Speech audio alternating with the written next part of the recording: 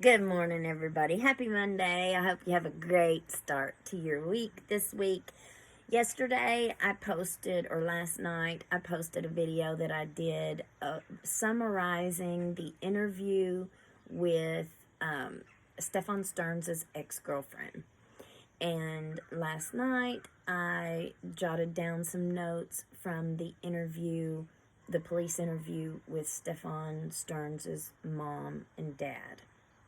And the interview started with them saying right off the bat that they did not approve of this relationship between him and Jen from day one. They did not approve of it. They said that they both fed off of each other with their mental health issues and their medications and all that kind of stuff. And Dad said that Jen was just not a good influence. He didn't think she was a good influence. He immediately said, they asked him why he thought she was a bad influence, and the first thing out of his mouth was the drugs. He said she's on drugs, on so many drugs. He said, and they knew, they're Stephan's parents, so they knew that he struggled with drugs too. They said that she was bipolar, she was bisexual, and that she was a single mother with a young child. And so they really didn't want to see Stephan saddled with an already made family. Pretty much was what they were saying. And, they're older people, so, back when they were growing up, the world has changed so much since then, The normals are just completely different today. They said they just did not like Jennifer. They said she slept all the time, and their depression. She said that they said that they fed off of each other with their depression and with their anxiety and stuff. They had observed Stephan over all these years, and they said that he typically stayed up all night and slept all day. That was his routine. That was his daily routine every day. They said that the dad said that he didn't never like any of Stephan's friends, that he always picked the wrong friends. When he was younger, all that they ever wanted to do, that they were all lazy, and that they were all just searching for the next party, and that they were searching for their next hit. And then he clarified that and said that he was talking about smoking. He said that both sets of parents did not agree with this relationship. Jen's mom didn't like Stephan. In Jen's interview, they asked her why Stephan wasn't at Maddie's birthday party, and she said, well, because he wouldn't have been invited. She said, if I wouldn't have been working, I would have been there, but it would have just been my family, my mom, my sisters, and the family. And so he wasn't even allowed at Jen's mom's house. That's how much they disapproved of the relationship. And the dad kind of explained about the living situation. He said that he had moved in with Jen and that they were living together. But then when Jen when they broke up and Jen had him move up to bedroom number 4 by himself, that was when they started making Daddy pay $600 a month rent. And he didn't like that. And so I guess he maybe paid for it for 3 or 4 months, he said. And then he told Stephan, you've got to come back home. I'm not paying $600 a month for the whole family. Dad was really, really dialed in on the money that Stephan cost him because Stephan couldn't take care of himself.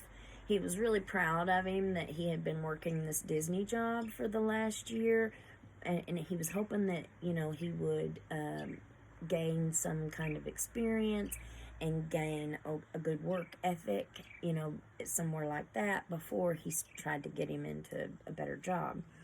He said that, well, you've got to figure out something, Stephan. You're only going to make $30,000 a year with this job, and that's not enough money for our family to live on. It's just not enough to survive. Jen was also on disability, she revealed in one of her interviews. And the cops asked her what kind of disability that she had, and she said she started naming off all of these mental health issues, like bipolar and anxiety and PTSD. And they asked her what her PTSD was from, and she goes on to tell the police about an incident that took place before she met Stephan, where she had went out on a job interview to a car dealership, and she said she turned the job down. And when she turned the job down, the guy said, "Oh, great, because I can't date my employees." And she was like, "Huh?" And he said, he asked her out on a date. And she was like, "Well, I've never been asked out on a date in person before." "Sure, let's go." And so they went out to eat or whatever, and she said that he drank too much and he ended up being intoxicated, and he ended up essaying her that evening. And so she said this was right before she had met Stephan. This happened. And so, you'd think that you'd be, if it happened so recently, you'd think that you would be more vigilant, or at least I would think so.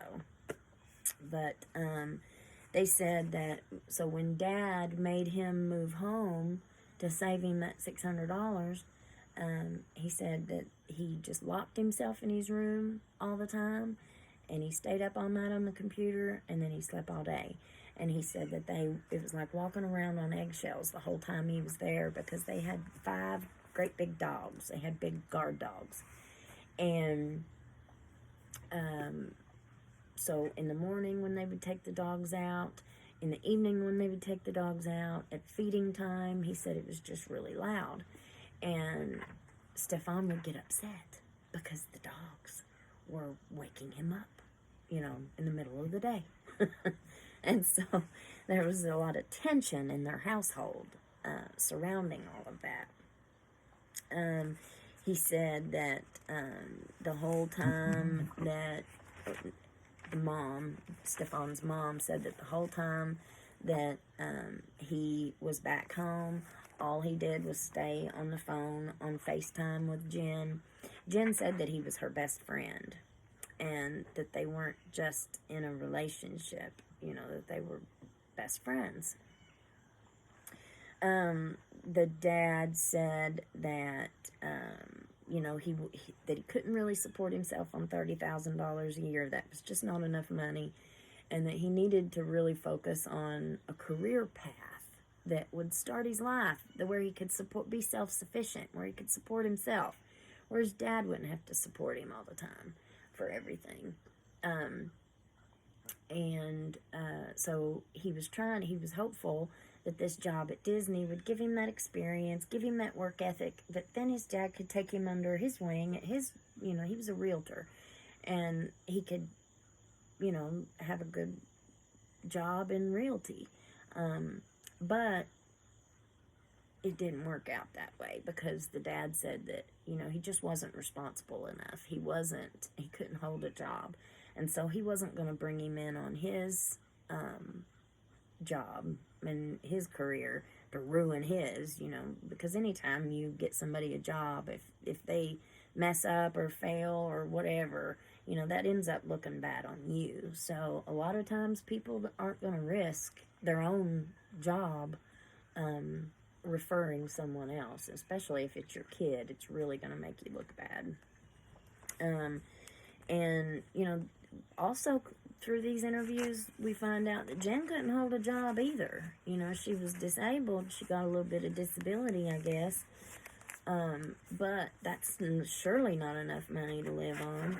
And they asked her what all she struggled with, and she said that PTSD was really, her thing. So she sleeps all the time. She takes all this medicine, and she's depressed, and she just sleeps all the time. So Stephan's mom said that, especially this last year or two, that Jen was absolutely horrified, because she was starting to see symptoms and signs of bipolar disorder in Maddie. And, Maddie was young. She had just turned 13. So, I don't know how much bipolar symptoms would show at that age. I just don't know.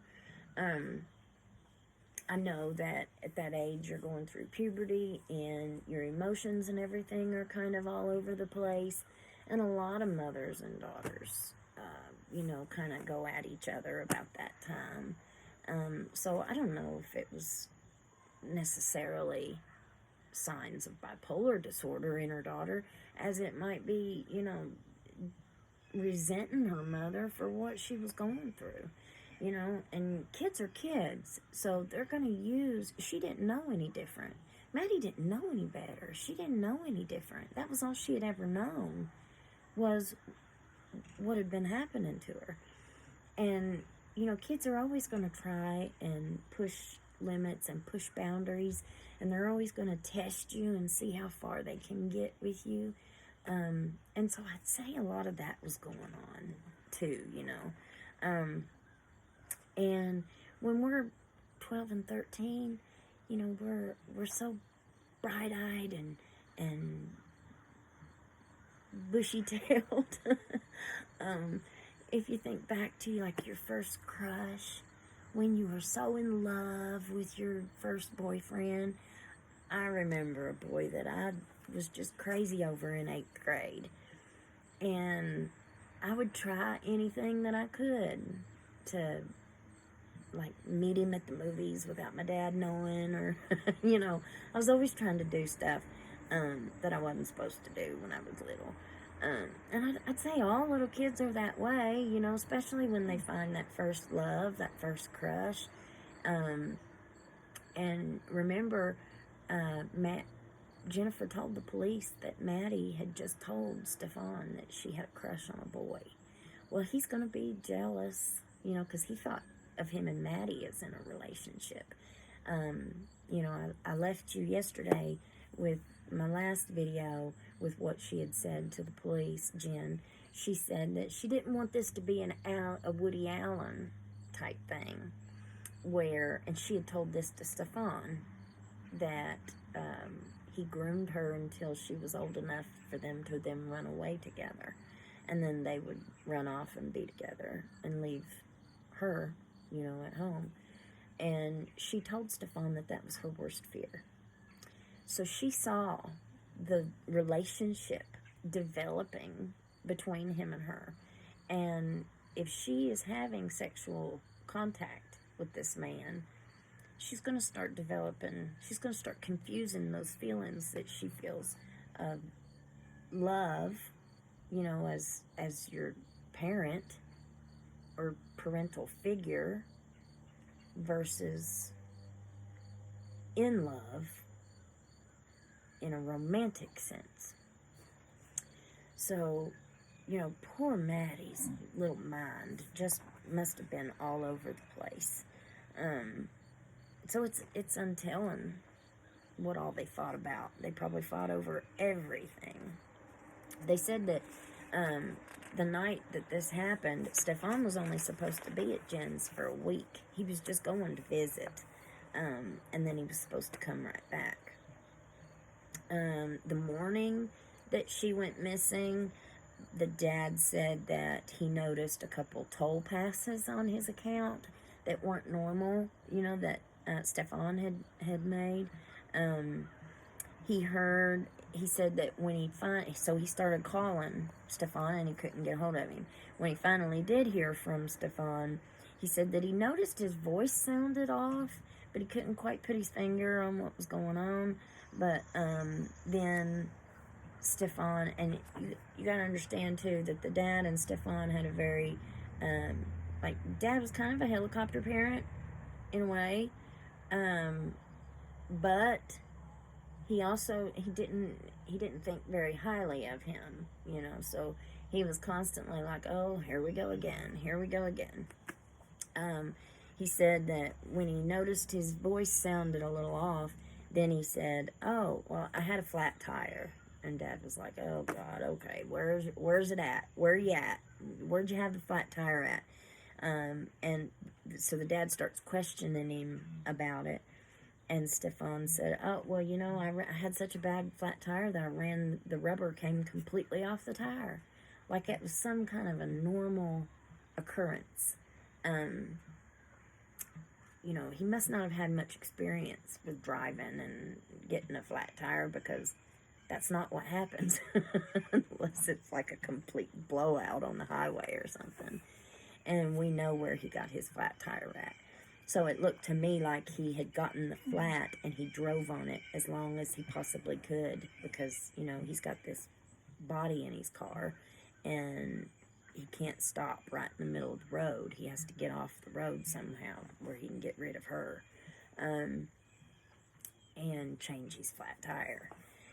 And so the dad kept questioning him about, where's it at? What'd you do? We got to get it into the shop now. So we're going to have a wrecker come get it. Dad, these are the things that Dad's thinking about. Here's another $300 I'm going to have to fork out for something that you messed up. So Dad said that he gets all these excuses and, he's trying to prepare to get it into a shop. And then Stephan calls him later again and says, there's been an occurrence.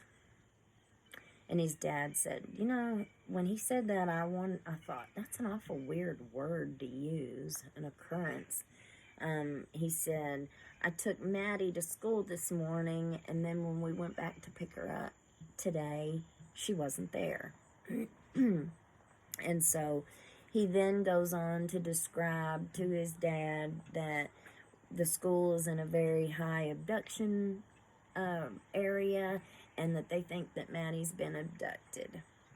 And Dad starts questioning him about that. Well, where's her phone? When was the last time anybody spoke to her?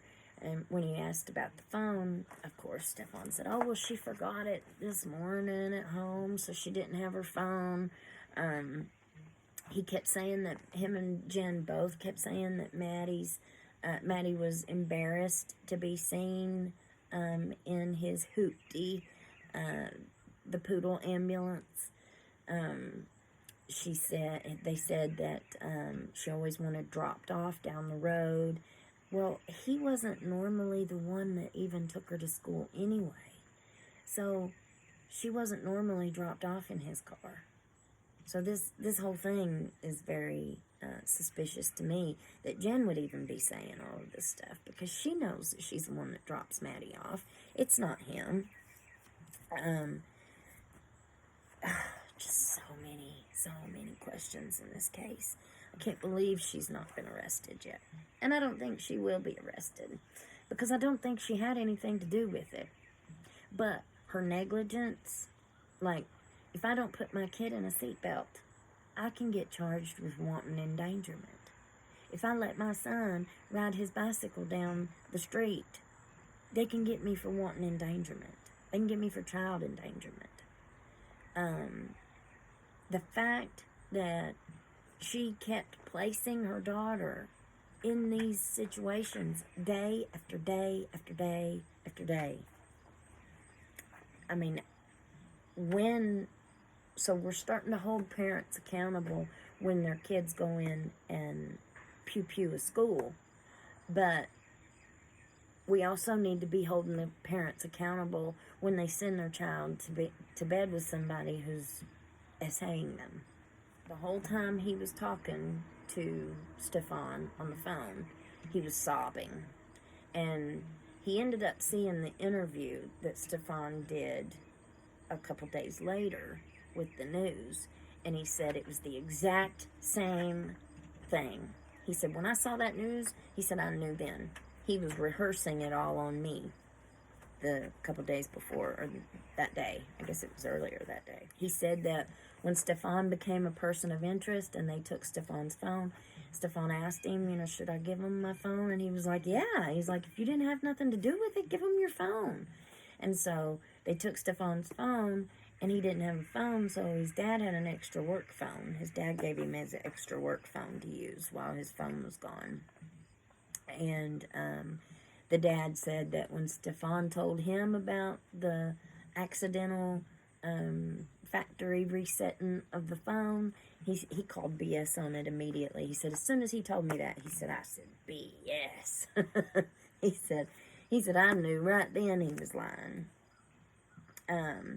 So anyway, he said that they all lay down, they start to go to bed that night, and he said at 10:42 p.m., his phone rings. At 10:43, Stephan and Jen, I guess he didn't pick up that first phone call, so he calls them back. 10:43, Stephan and Jen both are on speakerphone, and they say, you need to get up here, and you need to get here now. And he was like, what's going on? And they're putting us out of the house. We can't stay at the house. We have nowhere to stay. So his dad said, I jumped up, jumped in the shower, packed a bag, grabbed my dogs, and was out the door. And so we're looking, that's about 11 o'clock. So if he left about midnight, you want to guess, he got there about 2 a.m.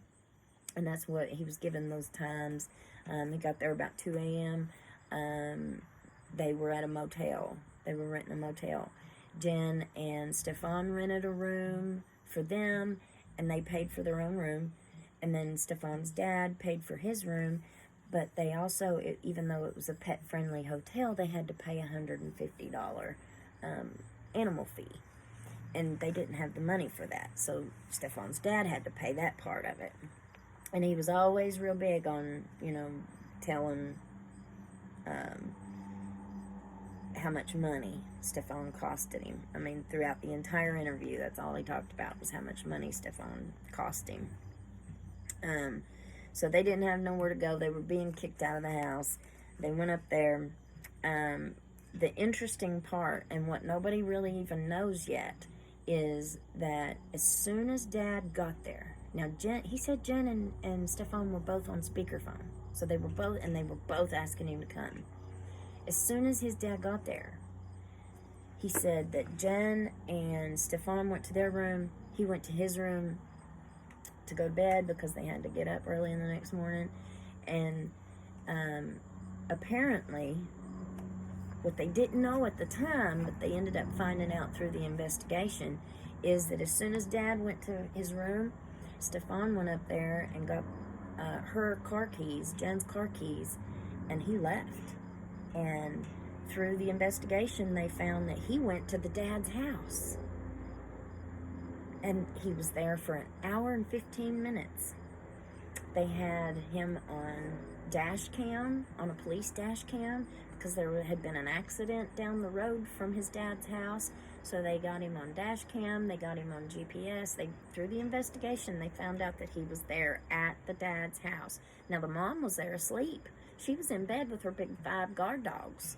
And if anything moves in their yard, their dogs go on high alert, they said. And she said that they were on high alert about 3:15 in the morning. And that math, if you do that math, it's about right. Or 3-something in the morning.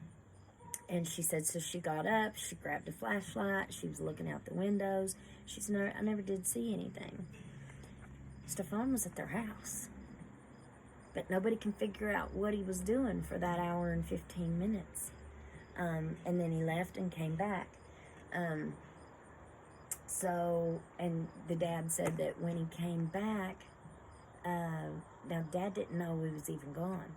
But when he came back, I reckon he went to bed. Dad said that when he got there the night before, he said, I can't believe that he even drove all that way. He said because he looked like he was about to pass out. Like he looked like he was just out on something. He had taken too much medicine or something. He said, I cannot believe he drove all that way and didn't have an accident in the shape that he was in. And then he comes back to the hotel and he goes to sleep, and 10 o'clock the next morning, so Dad gets up at 6 a.m. He said that they have a corporate office there in that town, so he was just going to go on into work there. And so he left at 7 a.m.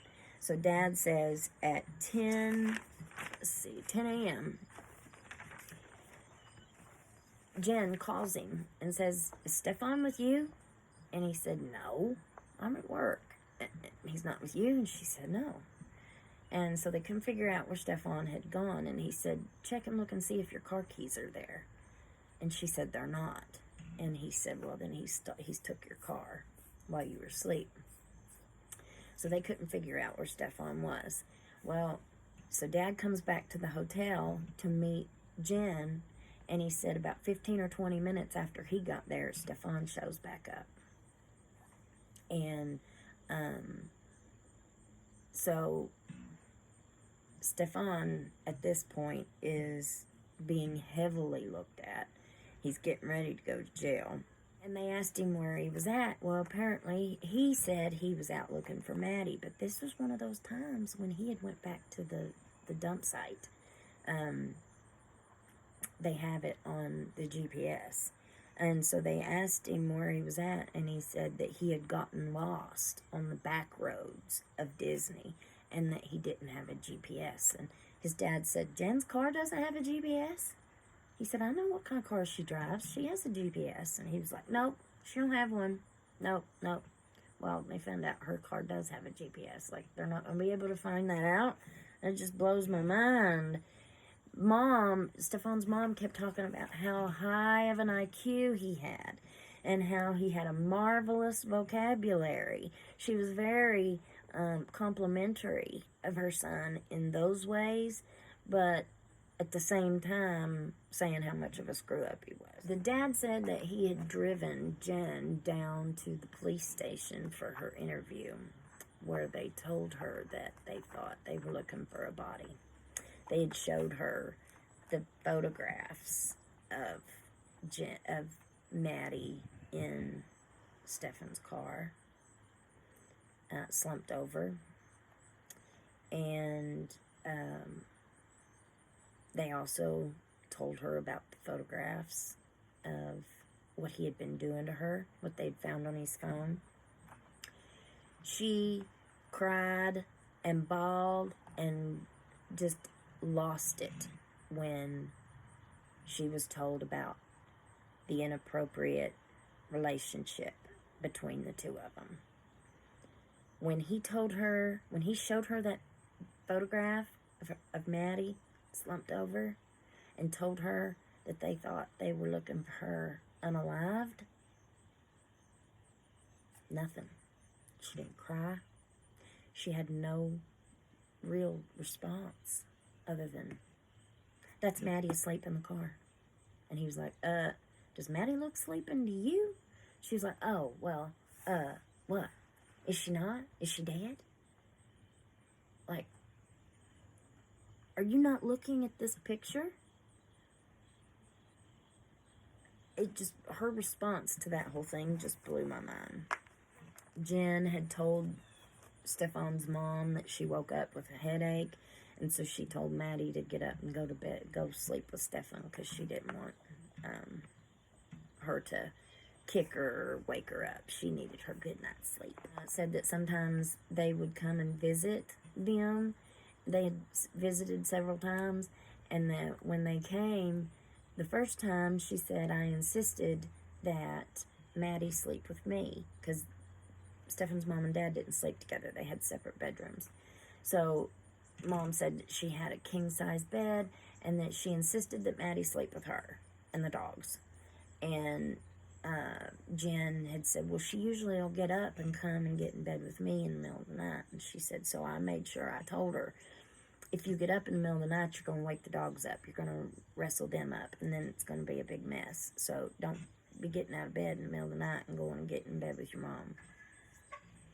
And so she said they didn't have any problems. Maddie slept with her in her room when they were visiting. She said that Maddie had made the comment to her, Stephan's mom, that they had all been asleep one night, and that she woke up and her legs were wrapped around Stephan in the bed. And she said Maddie giggled about that and stuff. And she said that she told Jen, she is way too old for you guys to be letting her sleep in bed with you all. You know, you have got to stop letting her sleep in the bed.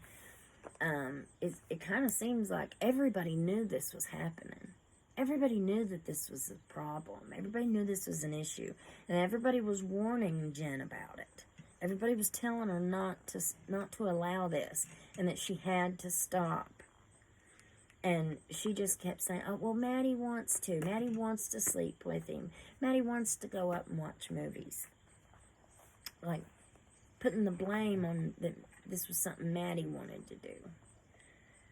You know, and you know how kids are? You know how kids are? When I was young, I was always trying to get out of stuff.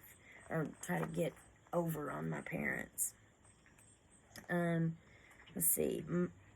Mom said that she was loud and that she yelled, talking about herself. She was like, you know, I'm a very loud person and I yell a lot. She said, I've got an Irish temper and I just yell a lot. She said, I'm not violent. I don't hit nobody, but I do yell a lot. So I guess they were trying to give some kind of background from his home life, Stephan's home life. Mom said that you could bargain with Stephan, that all of his buddies were getting a tattoo when he was young that said 521. I guess that's their area code or something.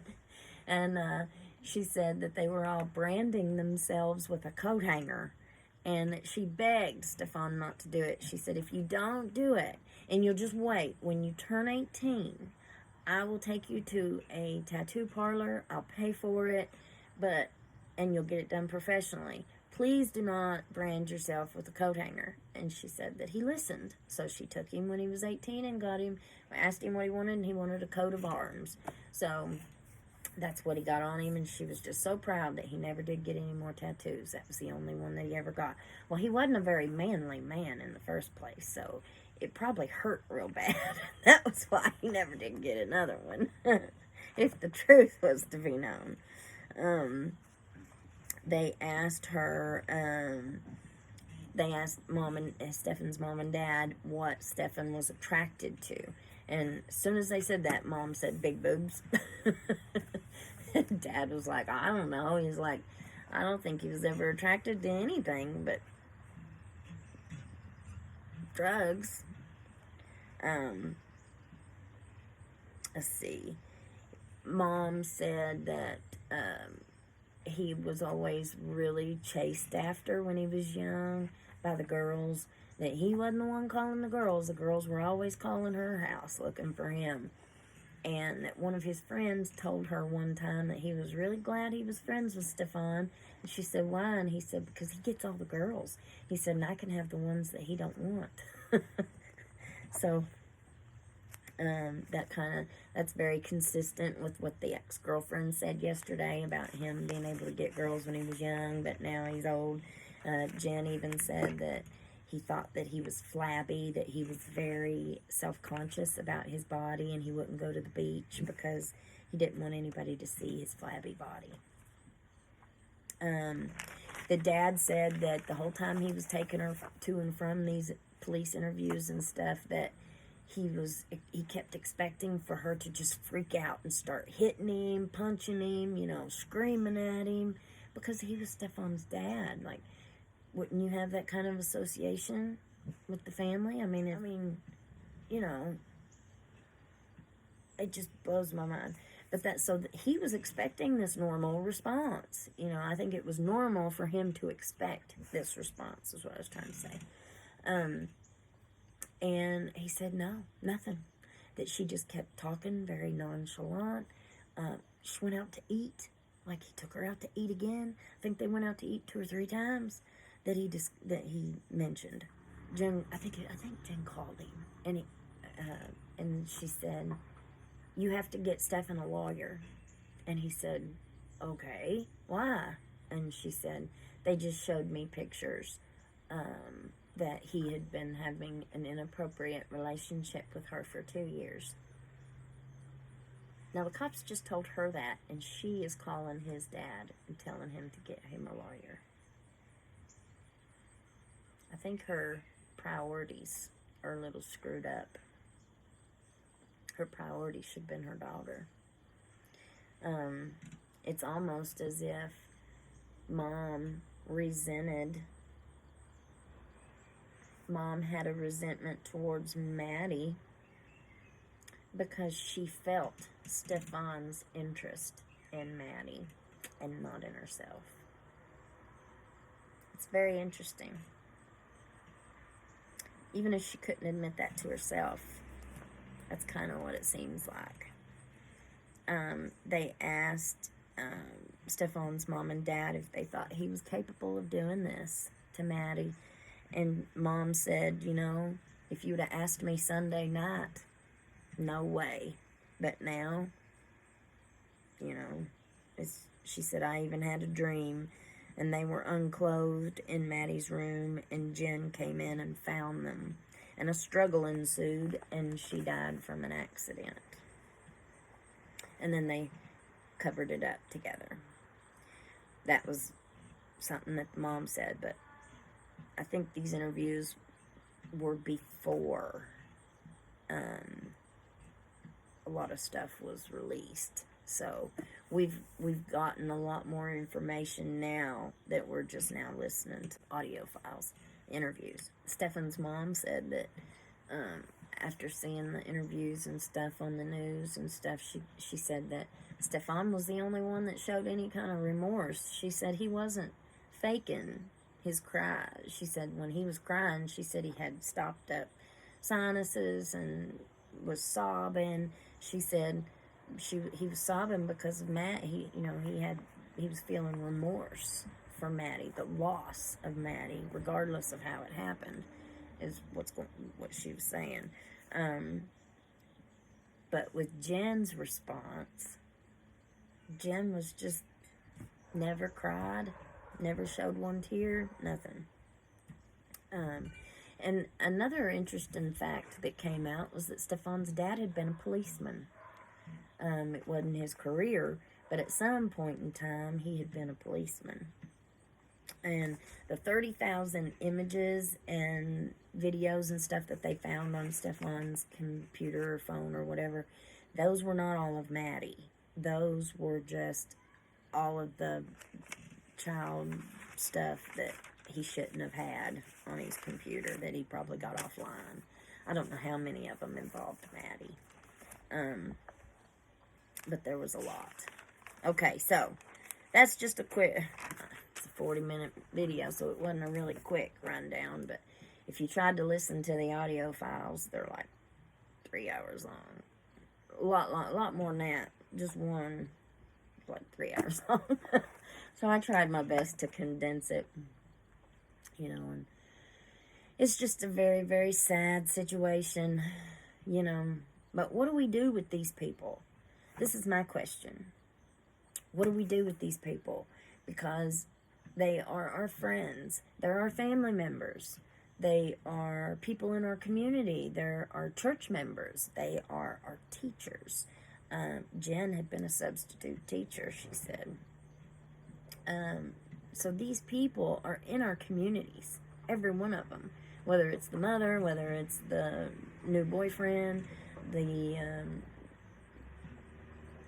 all in our communities. How do we respond then going forward? He's facing the death penalty in this case because Maddie's passed away.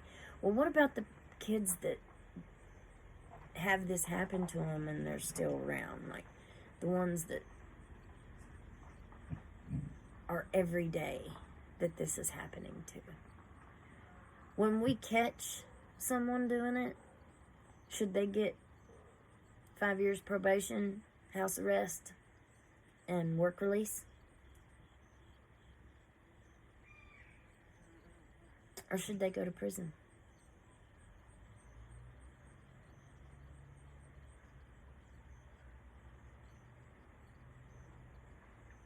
See you on the next one.